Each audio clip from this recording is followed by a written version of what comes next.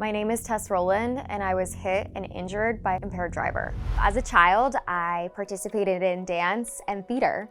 And initially, I went to college at Loyola University, New Orleans as a theater major. And then I quickly changed my major to broadcast journalism. I fell in love with telling people stories, and I wanted to do that for a living on television every single day. I was living my dream as a television news reporter in Panama City Beach, Florida. I absolutely loved exercising and living by the beach. I was training for a 15K race, and on May 3rd, I got off work at noon, I went to the pool, I tanned a little bit, and then I ran 7 miles in preparation for the race.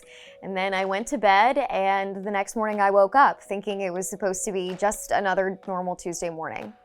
So I woke up that morning at 2 a.m. as I normally did. I got ready for work, and then I was on my way, going the same way that I normally do, until I saw bright headlights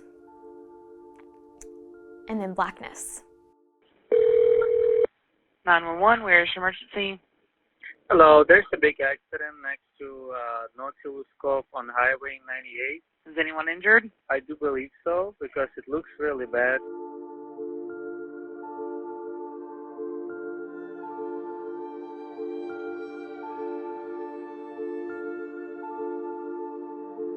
I was placed in the emergency room, and I was told that I needed 5 emergency surgeries for severe fractures. And they actually told me that if I didn't operate on my arm, that they said I would never be able to use it again. Now in total, I've had 7 surgeries. My injuries required 4 plates and 22 screws to fix. I have 4 very large scars. I have limited mobility in my shoulder and my elbow. I have arthritis. I also had a portion of my intestines removed, so I deal with digestion issues every day. I remember being in the hospital and my dad calling my mom after he got the police report, and it said that the driver that hit me head on was going the wrong way and that he was suspected to be drunk. And when I found out that news, my heart shattered, because I knew in that moment that this wasn't an accident and that this never had to happen. And then I just also knew the realities that drivers that are convicted of this crime, the victims just never see justice. And it's such a hard thing to go through.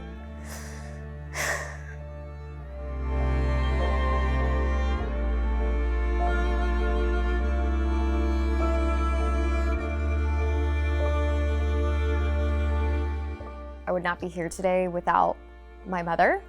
She got that call that no parent ever wants to receive and drove 9 hours to be by my side, gave up 1.5 years of her life to help me rehab and quite literally feed, dress myself, and get me back on my feet. So in addition to dealing with the physical aspect of my recovery, I would say that the most challenging has been the mental aspect as well, because with my scars, I would just see myself and start crying. And even though they are a lot less visible now to the average person, when I look at myself in the mirror, they are always there and something that I'll notice. And just a reminder that I will never be the person that I was on May 3rd, 2021. I've dealt with a lot of PTSD.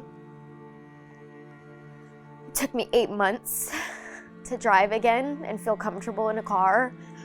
My mother actually drove me to work at 3 o'clock in the morning every morning because I was so triggered going past the site where my crash was and seeing the bright headlights.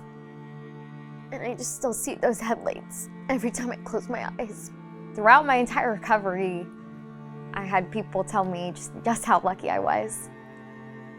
And while I felt lucky to be alive and still be here today, I knew that this wasn't fair. And this never had to happen. Matt reached out to me during my recovery. I was assigned a victim advocate. I had a choice in the hospital to get bitter or to get better. And I chose to get better. And that's when I knew that my new life's purpose was to ensure that this would happen to no one else. In my local community, I started the first ever DUI task force. I started a free tow home initiative, and I also fundraised for MAD. I wanted to become MAD's national president because in my prior career as a reporter, my job was to tell people stories and tell them in a way that pierced hearts and changed minds. Sad reality is that you don't often hear stories about drunk driving victims because they're not here to tell their stories.